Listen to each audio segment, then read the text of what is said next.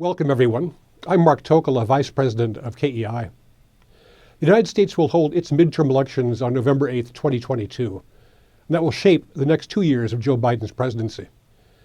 The November 8 elections will also determine several state governorships, will affect local officials, their elections, and will decide on local referendums and initiatives.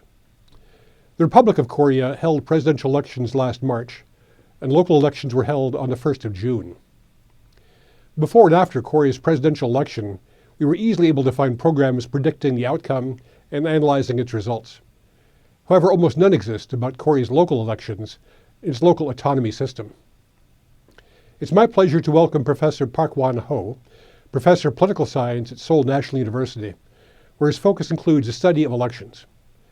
Professor Park has published on a wide range of electoral topics, including the effects of incumbency, political funding, and partisanship.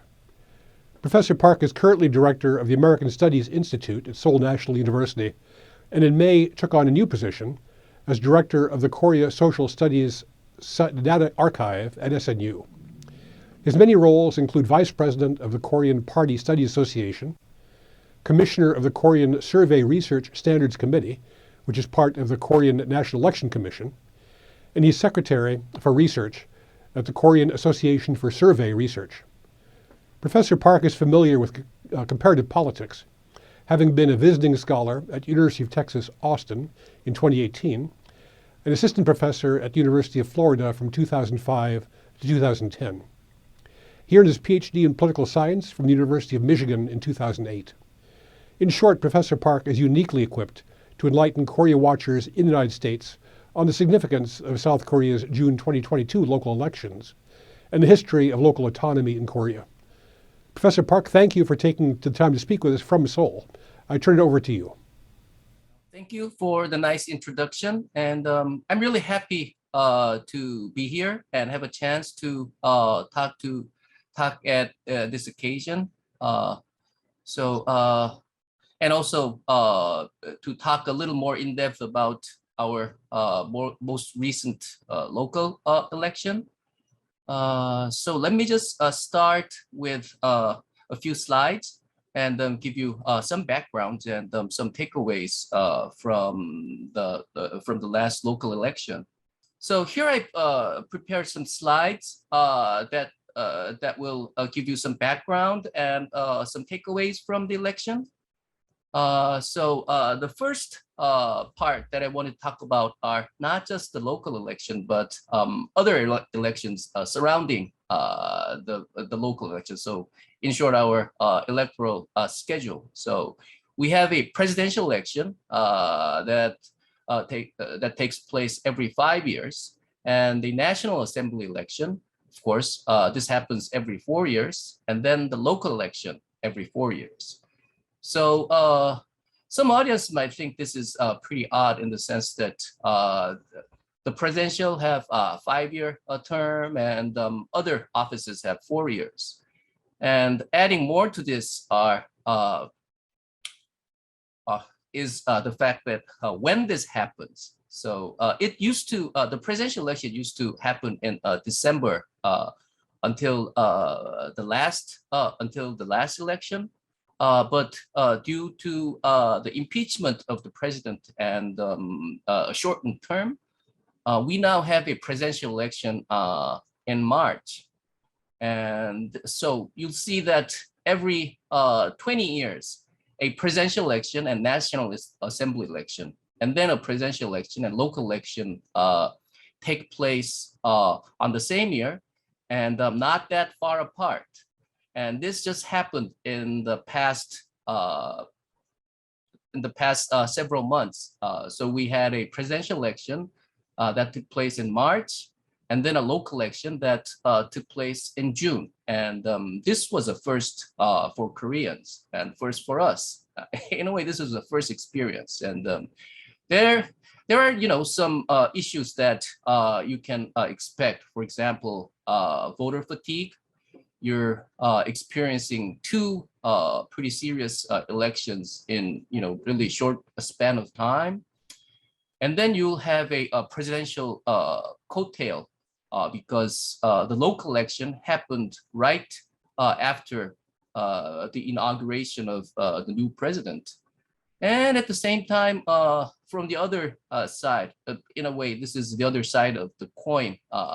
You can say that the new presidency is going to have a pretty rocky start, because you're just starting a new presidency, and then you just have to go through a national level election. So these things all happened in the past 3 months. Okay? So another thing about our local election is that in most areas, voters are supposed to cast 7 ballots. And when 7 ballots, and let me explain a little bit more about this, because first we have 2 tiers of local government. It's a little complicated. So there are 2 tiers of local governments. The first tier is either provinces or metropolises and other special districts. So this constitutes the first tier of local governments. And then there is another, which is a lower tier that consists of cities or counties or districts, or in Korean, these are shi, gun, or gu, right? So you have these 2 tiers. And then the voters are supposed to cast 3 ballots for each levels of government, right? So the voters are casting the voters are casting in the contest of the heads of the government in both tiers, and then they're also casting a ballot for the representative to the legislative body in the 2 tiers of government. And then they also have a vote for, or 2 votes for party list vote to the legislative bodies in the 2 levels. So 2 times 3, you have 6 ballots, right? And then there's also another election that is for the superintendents. And this just happens at the first tier, right? And again, this is a non-partisan contest, meaning that the candidates are not nominated by any parties.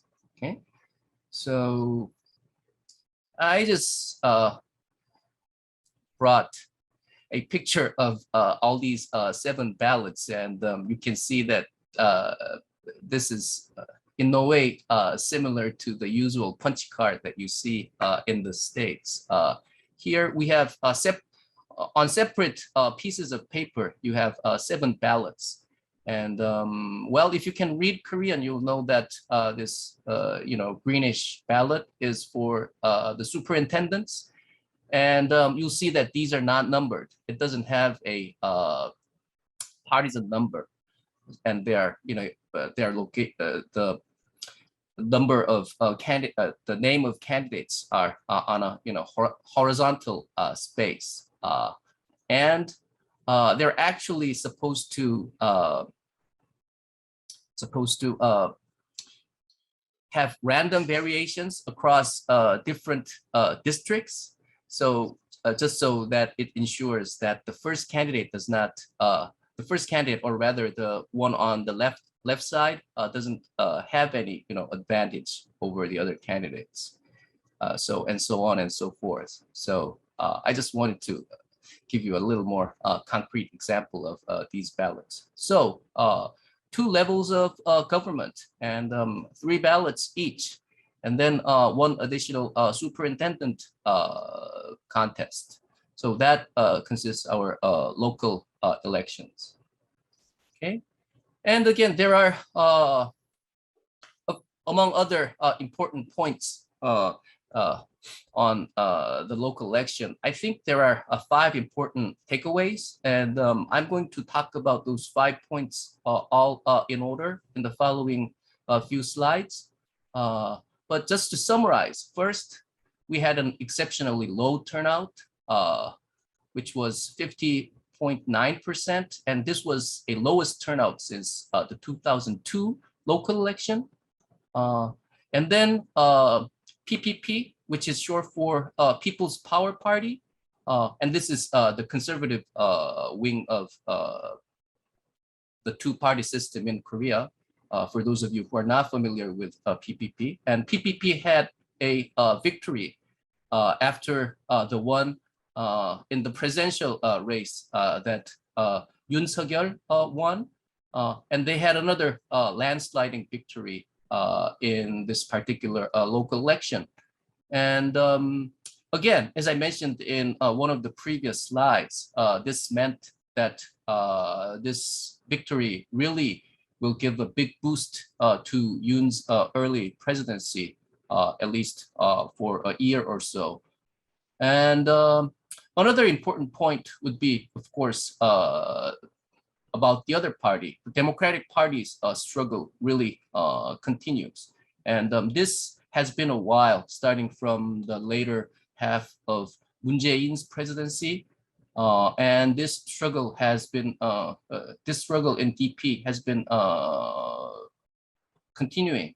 And then the fourth point I wanted to highlight is about the young male voters. And this is one of a particular group that really stands out in more recent elections. And they're really moving toward the more conservative side in more recent electoral contests. And this happened again in this particular local election where young male voters support PPP, okay? And of course, the toxic partisan polarization still continues. And this, again, this is not just in Korea, and you kind of see this all around the world. But in Korea, this had a particularly important context, and I'm going to talk about this later. But in a way, this played a major role in really limiting, I suppose, the efficacy of the local election. So I'm going to talk about that later, but let me just highlight that here. So this is a graph of all the turnouts that happened in Korean history. So you'll see starting from 1952. So the top line, which is blue, shows the turnout of the presidential race. And then the red line shows the turnout for the legislative elections, or rather the National Assembly elections. And yellow line shows the turnout levels of turnout in local elections. And again, you'll see that there is a peak, of course, a middle peak, right after the early stages of the Republic. But if you look into these peaks in the middle around, you'll see that that happened around 1987 for the presidential race, and 1985 for the legislative election. And that marks, in a way, a more important two elections in Korean history or political history. And then it has been declining for quite a while. And you'll see in more recent years, it has been increasing since 2007 or 2008 for a little bit. And then the last drop of the local election, the yellow line, you'll see that it dropped pretty seriously, right? So you'll see that there is this sudden drop to a level, if not as low as the local election that took place in 2002, which happened in the middle of the World Cup, the soccer match or the soccer event that took place in Korea and Japan. So it's pretty hard to compete, but it's almost as low as the level in 2002. So one of the first questions is that why was the turnout so low? And again, an easy answer is that it's because of the voter fatigue. And then another explanation is for the voters. Probably it was one of the elections where you have the lowest level of information provided to the voters, right? Why? Because the local campaign started only after the presidential election. So they only have a really short span of time. And it was reported that some of the party leaders actually prohibited for candidates who were vying for the contest to work on any campaign activity before the presidential election was over. And then even after the presidential election, there was not much news about the local election, but it was all about the new president who was just elected, and then his inauguration, and et cetera, et cetera. So there were more national news than local news. So there were this really low levels of information about the local election. And then there was this, I just titled it as despaired or disengaged voters. So for example, DP supporters or young voters, you'll see that Gwangju, which is the heart of the Democratic Party, they only had showed the turnout of 37.7%, less than 40%. This was 10 percentage points lower than the national average, which was 50%, right? And 20s male were really low in 30%, as opposed to 60 plus males, 74%. And again, probably this was due to there was no significant alternatives other than PPP and DP. And also there was really this low sense of efficacy on local election itself.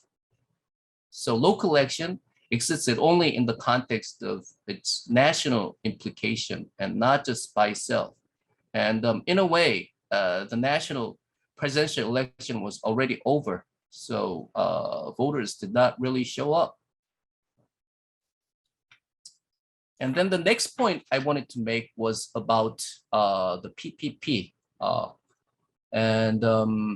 Again, Yoon's victory in the presidential election was, it was a really, close one, a slight margin of less than 1 percentage point of the votes cast. But in the local election, it was a huge success for PPP. And of course, this means that it's a victory for President Yoon too. So if you think about the presidential election that took place in March, Yoon won the election, but he only won by less than 1 percentage point, well, less than 1% of the votes cast, and it was a really close one.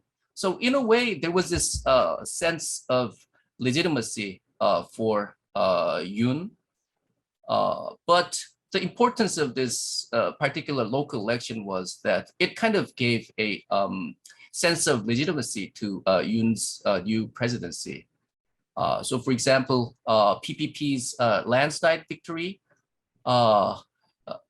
I just highlighted 3 points here, but I can go through all of them. But for example, there are 17 tier 1 contests, and PPP won 12 out of them.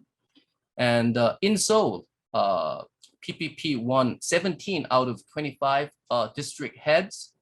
They only had one before, so this was a huge success for them.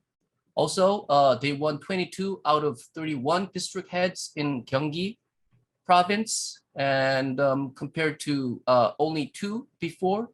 So this was a huge big victory for them.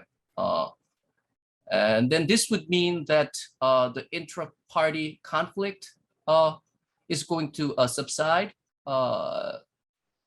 They had actually a pretty serious within-party conflict, because if you think about this, President Yoon only came to PPP only gained membership of PPP a month or so before he was nominated by the party. So there are this pretty serious sources or potential sources of potential conflict, and especially between the current leadership led by Lee Jun-suk and on the one hand, and the old leadership on the other.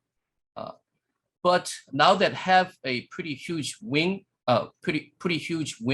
under their belt, we can predict that perhaps there is not going to be any major change before before the time when the nomination issue comes up before the 2024 National Assembly election.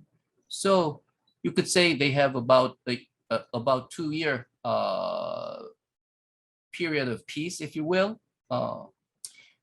But you can almost be sure to expect a rocky relationship between the executive and the legislative branches because the Democratic Party still holds a majority of votes in the National Assembly. Out of 300, they have 170 seats as opposed to 115 PPP seats.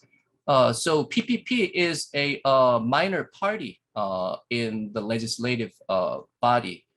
And one of the issues that you can expect ahead is that President Yoon is going to use some of his executive order power. So he'll issue executive orders, and then the legislature will pass laws that really prohibit some or nullify some of these orders, and expect some fights between the executive and the legislative branches. That's almost going to be sure. And again, the most important battleground is going to be this executive order issue. DP's struggle. This is they're going through a really one of the worst spells, perhaps since 2008.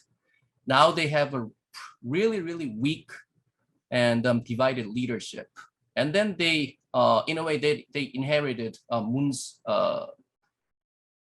tainted legacy, and also they may have a pretty comfortable majority in the National Assembly, but their dilemma is that they may have to cooperate with the new presidency in a way that,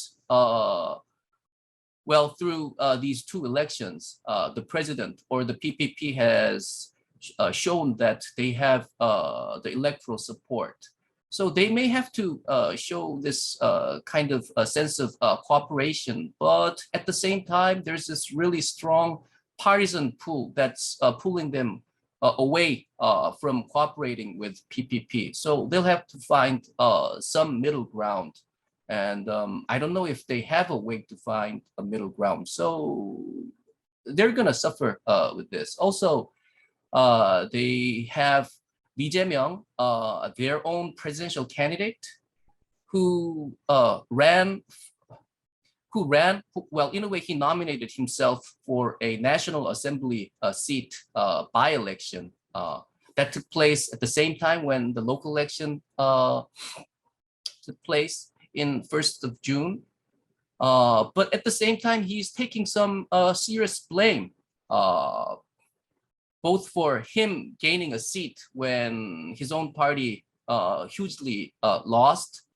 And in a way, some people are blaming him for just not thinking about the party, but thinking about himself or his own seat in the National Assembly. So in a way, his leadership is really weakened, and the party is really torn between these two factions, which is pro Moon, the former president, on the one side, and pro Lee Jae-myung on the other. And also there are pretty different shades of partisanship, including stronger partisans who wants the party and its leadership to really have a firm, stand the firm ground against a PPP. But at the same time, certain middle of the road voters would want DP to cooperate and play certain roles in this new configuration of government.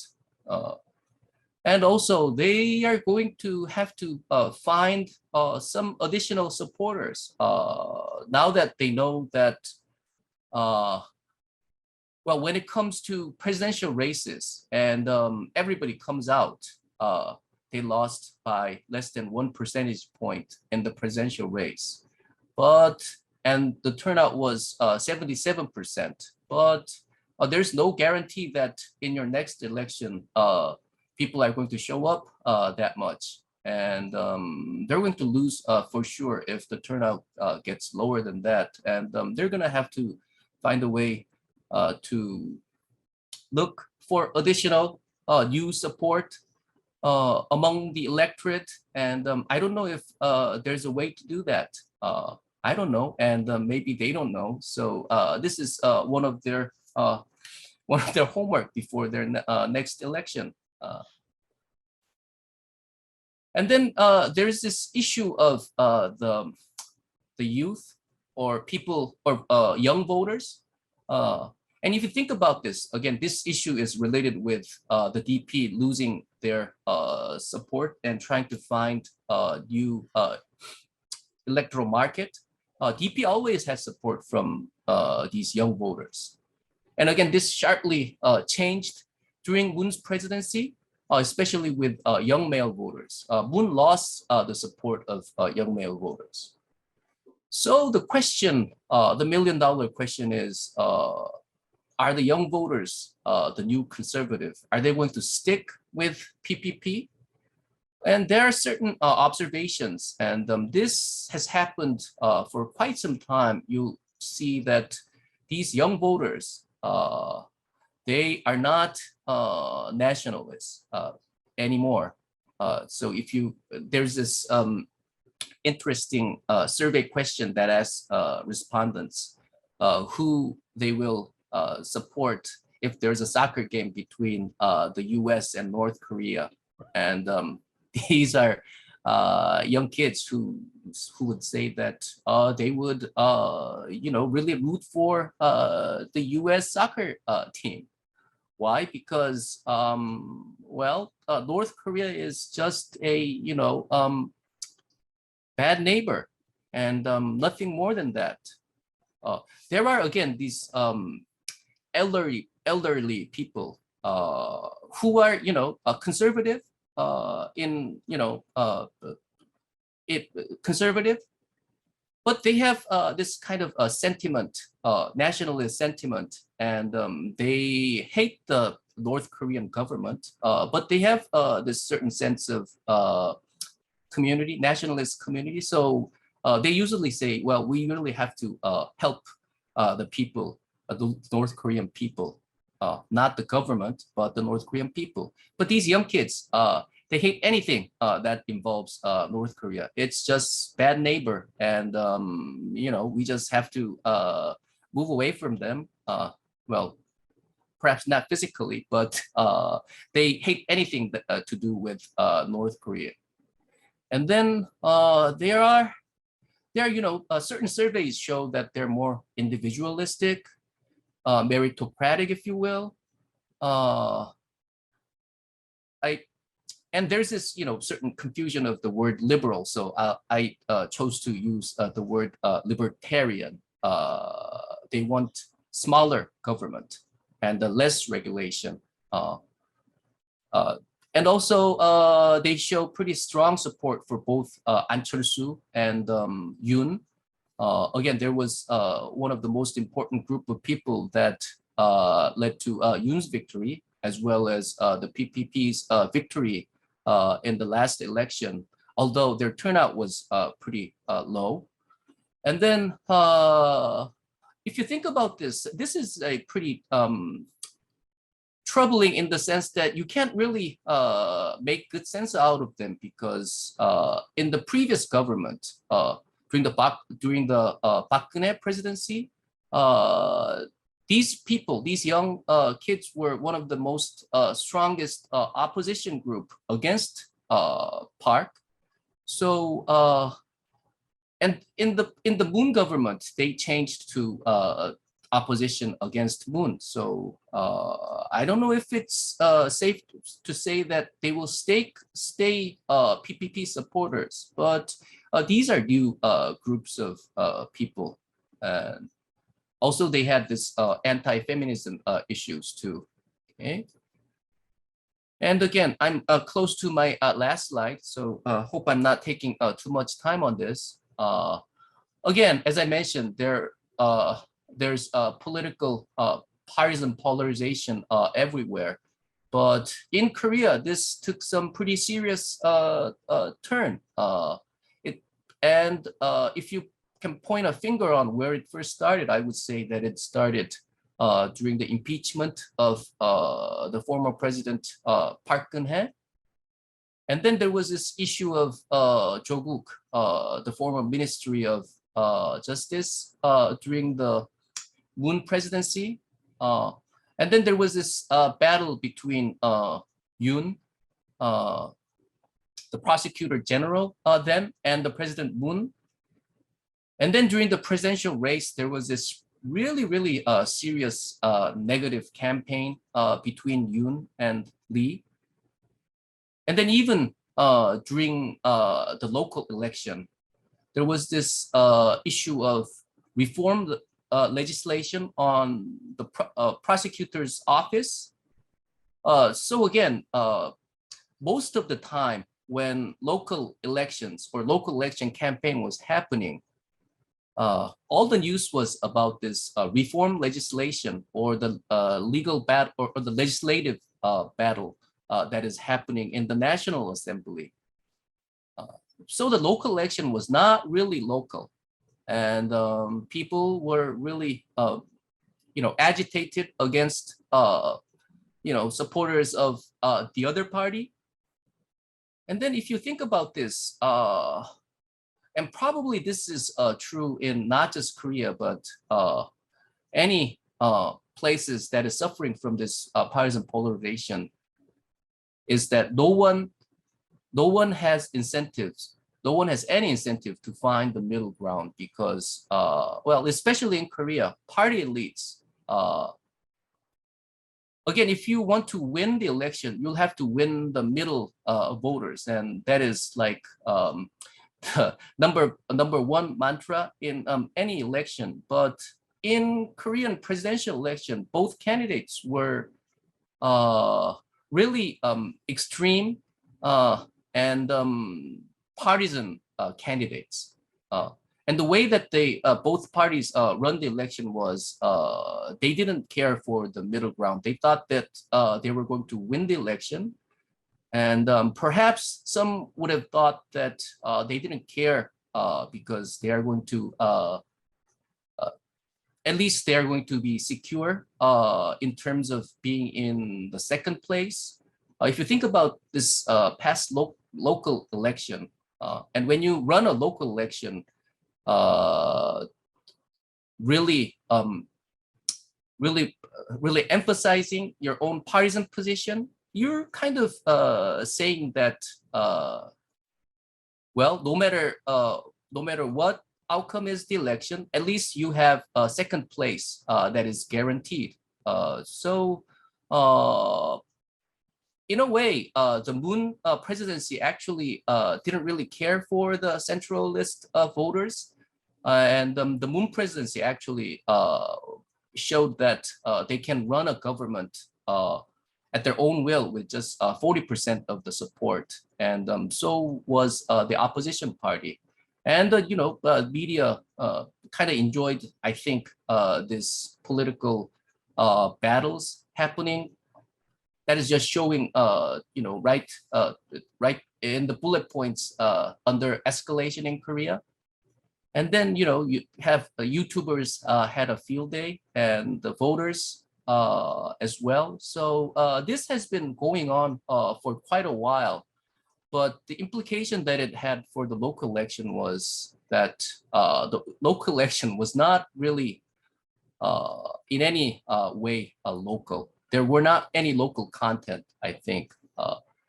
So this is my final slide, and some thoughts on the localness of the local politics in Korea. And the first thing that you should remember is the Korean system is not a federal system, and there is no clear enumeration or jurisdiction of rights of states versus the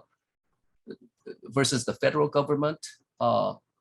So I'll talk a little more about this. I can talk about this a little more later. But one of the things is that the local governments are just microcosms of the central government.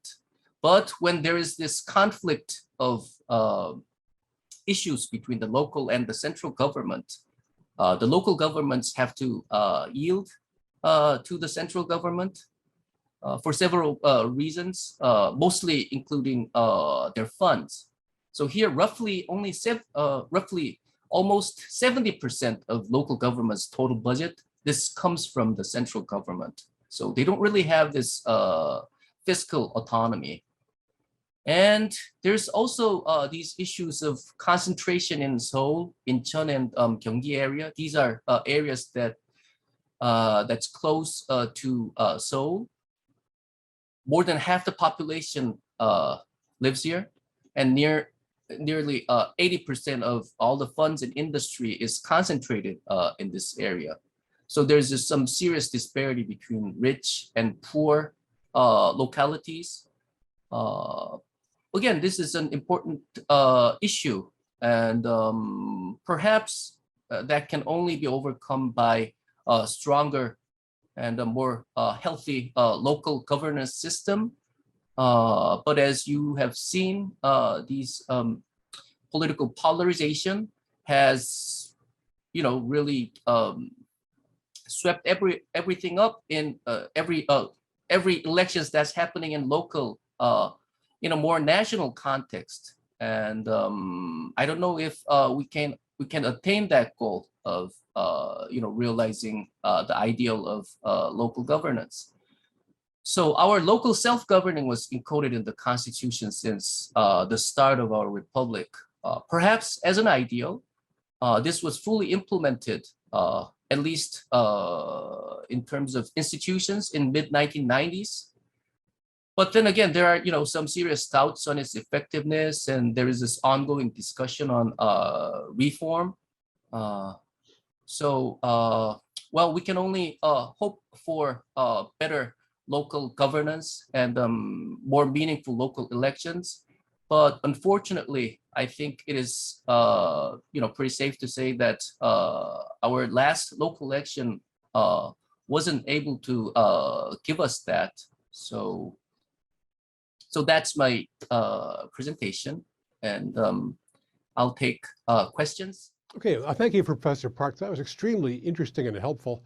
I think even for people who follow Korea closely, there's much new in there to hear. For American audience in general, I think even the basic idea of having different 5- and 4-year election cycles running concurrently going to take some thinking about. To get to the issues, maybe a little bit, I know that soaring housing prices were a big policy issue during the last presidential elections in March. And I understand that Seoul Mayor Oh Se-hyun's victory during the June 1st local elections may have been in part because of his real estate policies, such as deregulating redevelopment and reconstruction. Does Mayor Oh follow the real estate policy line of President Yoon and his People Power Party? Or does Seoul Mayor and the city government have a level of autonomy on real estate policy? Well, it's a little complicated question, but let me see if I can answer that more effectively. So, for example, housing prices was, at least by some political analysts, among the most important reason for Yoon's victory. And I could agree to that postulation in the following context. So, for example, when you have soaring housing prices, you would have really angry voters without houses. But at the same time, you'd have happy house owners. So it's possible to think that Moon Jae-in or Democratic Party lost quite a few young voters in this regard. And I think when you remember, if you recall these movement of young voters from Democratic Party to PPP, you could say that this was one of the main reasons. So especially in Seoul. But when it comes to the mayoral election in Seoul, that gave Oh Se-hun a pretty impressive victory. In a way, this was a continuation of that trend, but at the same time, he was only elected a year ago in a by-election and wasn't that visible anyway when it comes to his policies. So all he had to do was just wing it this time. And indeed, it was pretty interesting. He just disappeared in the news cycle during the local election and nowhere to be found. He knew that he was going to win this election anyway. So, but one of the points that I wanted to make was that one lesson that Oh Se-hun took from Moon was perhaps it is pretty dangerous to meddle with housing prices because in a way you can't really tell what the consequences are. For example, what the consequences of deregulation or redevelopment policies are. So it could mean housing prices can go down because you are providing more, but it could also mean prices can go up because you have a more activated market. And adding to that, if housing prices tank, that would almost mean a kiss of death for PPP or Oh Se-hun or Yoon Suk-yeol, because their main support basis is for more affluent voters and or house owners, and they're not going to be happy. So in a way, I think you could say deregulation and redevelopment. This was really good on paper as a tagline in the election. But both Oh and Yoon know that this is pretty dangerous to actually implement. And I think both Yoon and Oh are smart enough to know this too well. So again, this is a really long answer, but a short version is I think the soaring housing prices put Yoon on in his office. You could probably say that. But for Oh, he was going to win anyway. And for now, at least, we'll have to watch and see what his next moves are in terms of housing policies. No, I think that answer gives a lot of insights into South Korean politics. It's very helpful. I know you said that the system is not federal. I understand that, but what are the policy areas that are mainly controlled by local governments that directly affects the lives of their residents? For example, in the United States, sales and property taxes are determined at the local levels and are very important to citizens. What about in Korea? What are the issues that are done locally? Yes, I probably touched upon that a little bit, but let me see if I can. This indeed is a very difficult question because there's this. So, for example, as I mentioned, we don't have any actual enumeration of delegated rights that specifies the jurisdiction of local government from that of the central government. We only have a rather abstract principle of local self-governance in the Constitution, and it delegates more specifics to administrative law, which is legislated by the National Assembly, and again, National Assembly in the central government. So essentially, you can say that all these initial rights are in the hands of the central government. And if you look into the local governance law, this includes almost everything. And you can say local governments are just microcosms of central government, except of course, diplomacy and defense. And it has local administration, local taxation, agriculture, fishery, commerce, and development of nature, education. And it even has this item on international cooperation. So a little bit of perhaps diplomacy. So it has everything. But it says also only if the work of the local government does not conflict with that of the central government or the central government matter. So in a way, central government comes first and local government is next. Well, you asked about any specific areas of government policies, and I would say, for example, it would be transportation and education and perhaps housing are key areas when it comes to areas where local governments can play an important role. And as you saw before we have separate superintendent elections. So there you go. But one important thing I really wanted to highlight is that local governments are important to manage everyday routines, right? But if the local government is going to do anything big initiatives, or make any really huge changes, the local government is bound to be controlled by the central government in a couple of contexts. Number one, it is going to be legally bounded by the Ministry of Interior and Safety, or 행안부 in Korean, to make sure it doesn't meddle with the central government. And more importantly, it is going to be bound by the Ministry of Economy and Finance, or 기재부, because you will need central government funds eventually if you're going to do any huge project. And again, they don't have full fiscal autonomy, so it's bound by the central government. So. Okay, yeah, I understand that. In the United States, it's always the garbage collection and repairing the streets. They seem to be the local issues. Yeah. Turning back to politics and the interplay between national and local politics in Korea, how much does the performance of governors and mayors affect the outcome of the presidential elections? Or on the other hand, does the perceived performance of the president affect how well political parties do in local elections?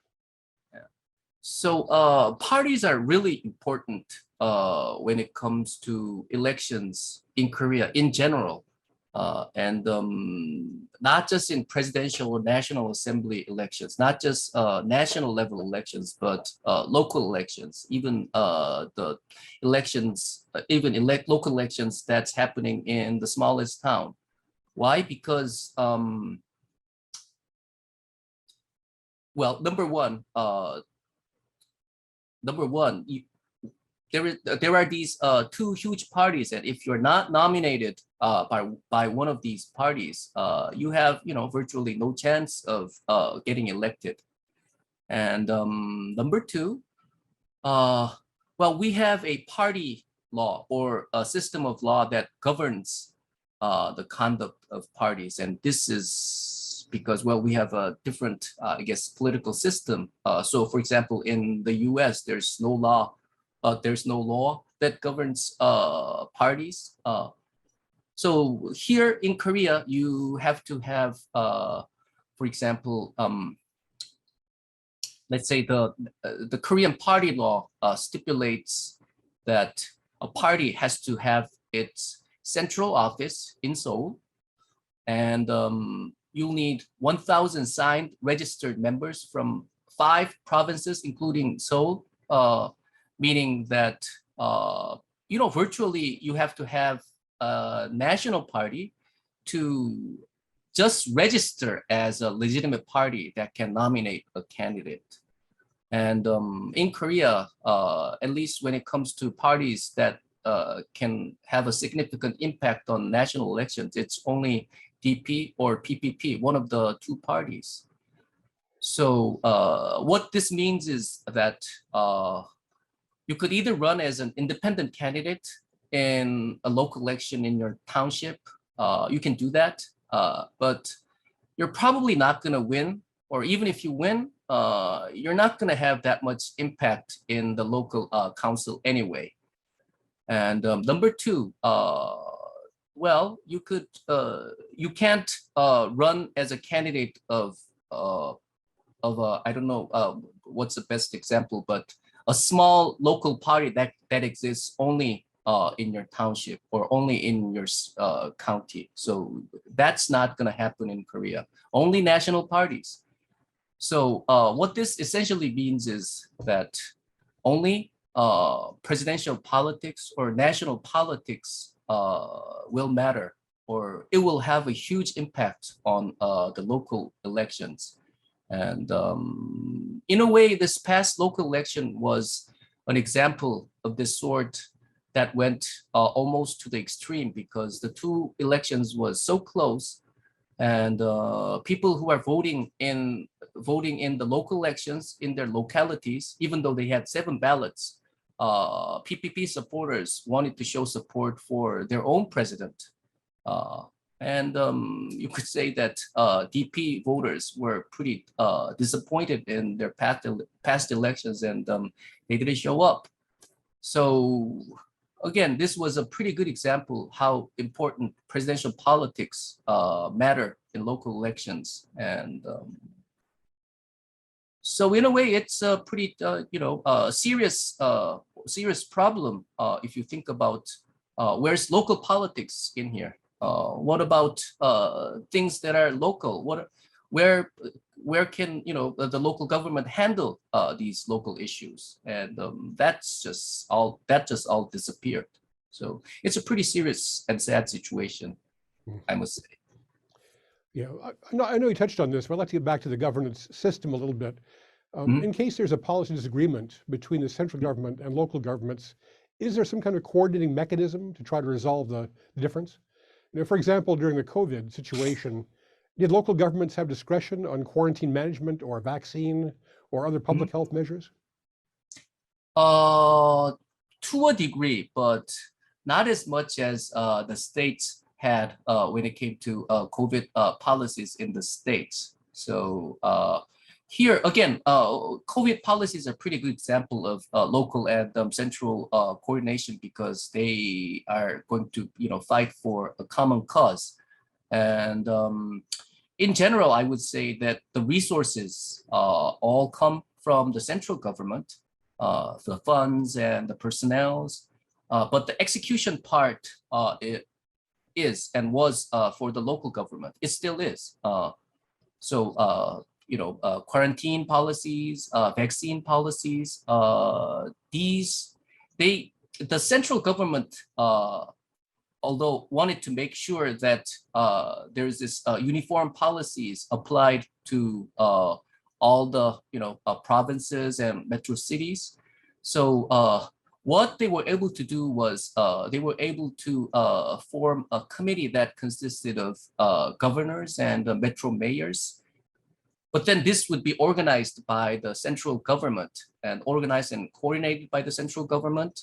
So the central government made sure to enforce uniform quarantine and vaccine policies.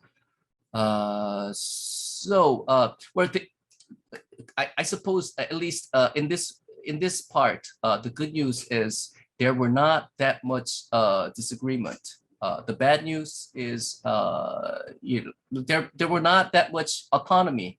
But again, when it comes to quarantine policies, uniform policies actually worked out pretty well for us. So at least that's a happy outcome. South Korea did very well. Yeah. I'd like to finish with a general question that kind of came through in your discussions both of national and local politics. And that is, why has South Korea gravitated toward such a strong two-party system? I mean, I know there have been independent parties along the way, but it seems like the default is two parties. Many democracies in the world have multi-party systems. The US and UK and South Korea seem to have settled on two parties. Why is that? Well, textbook answer is, well, because we have a simple majority rule in both the presidential and the National Assembly elections. You only elect one person per district, and that will kind of ensure this, power of concentration, power concentration, or concentration of power, or concentration of seats between two parties. This happens in the United States, UK, and Korea. But in more recent, but Korea actually had a third party or an alternative party in some of the past elections, but more recently they all, almost disappeared, and is not that they are not any serious or significant political actors anymore. There are only two parties. For example, this case of Anchol-soo, who made a pretty serious impact in the 2016 election, and leading a third party into the National Assembly all of a sudden out of blue. But again, in the past presidential election, he realized that there's no chance for him to be the winner, nor the runner-up. So he ended up, putting his support behind President Yoon, and now they had a party merger. So again, some of us, or at least some political scientists in Korea, think that, well, because of this polarization of politics, we want a political system that is more friendly to alternative options, and that would be a system, for example, that they have in France, where they have this a two-stage runner-up system, a two-stage election, where you have a first-stage election, and the winner and runner-up would proceed to the second stage, and they would have and the voters would have their second vote for these two contenders. So well, that's some of the options that political scientists in Korea think. Although I don't know the ruling two parties would agree to this option. But that's one of the discussions of institutional reform that's happening now. Yeah, local governments can be a laboratory for trying those ideas out. I think what you're describing is the system Alaska is adopting for its elections. So that's we'll absolutely see. right. Yes. Yeah, I think going forward, I think one of the questions for South Korea and the United States may be whether your two big parties and our two big parties are agile enough to reflect American and South Korean political views, what the public wants. So we'll see over time. Yes. So thank you, Professor Park, for explaining an aspect of South Korean politics to which in America we've not paid enough attention. And we hope to have you back in the future. Well, thank you very much. Okay, so to our viewers, please, I'd encourage you to look at our website at keia.org to learn of upcoming events. And thank you for joining us today. Thank you, Professor Park. All right, thank you.